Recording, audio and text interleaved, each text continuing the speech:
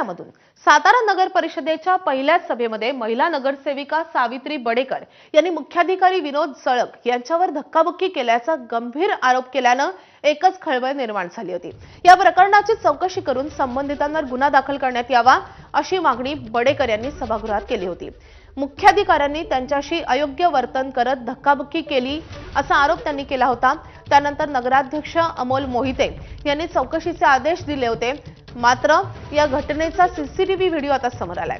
या व्हिडिओत नगरसेविका सावित्री बडेकर यांनीच मुख्याधिकारी विनोद जळक यांच्या केबिनच्या दरवाजात खुर्ची ठेवून त्यांना नगरपालिकेच्या सभेला जाण्यापासून अडवलं होतं हे स्पष्टपणे दिसतंय। कोणत्याही प्रकारची धक्काबुक्की मुख्याधिकाऱ्यांनी केलेली नाही हे या व्हिडिओमधून समोर आले।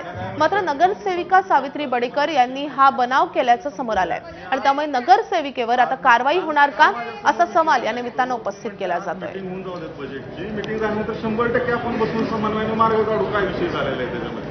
मी मीटिंग झालेला काय विषय तुमचा मी म्हणलं जरा समजदारीची भूमिका ठेवा, मला अटकाव करू नका। नगरपालिकेचं काम करा, समाजाचा संस्कार सामना तुमच्या केबिन मला काय सांगू नका। मी 2 दिवस झाला हजर झालोय। तुम्ही त्या साहेबांच्या दारात जाऊन बसा, मला काय सांगायचं। तिकडे हिंगोली नगर परिषदेमध्ये निवडणुकीनंतर काल पहिल्यांदाच अर्थसंकल्पीय बैठक आयोजित झाली होती। या महत्त्वपूर्ण बैठकीसाठी सर्व नगरसेवकांना निमंत्रण देण्यात आलं।